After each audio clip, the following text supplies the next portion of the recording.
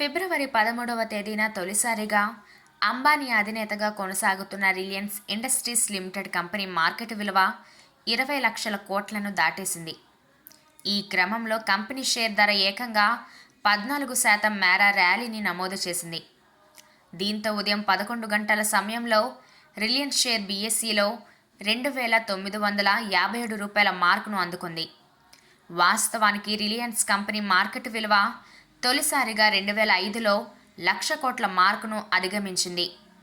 ఆ తర్వాత 2007 సెప్టెంబర్లో 2,00,000 కోట్లకు చేరుకోగా అక్టోబర్లో 4,00,000 కోట్లకు చేరుకుంది. ఆ తర్వాత 12 ఏళ్లు గ్యాప్ తీసుకొని 2017లో 5,00,000 కోట్ల మార్కును అందుకుంది. తన ప్రయాణాన్ని ఇలాగే కొనసాగిస్తూ 2019 నవంబర్లో 10 లక్షల కోట్లు, 2021లో 15 లక్షల కోట్లకు కంపెనీ విలువ ఎగబాకింది.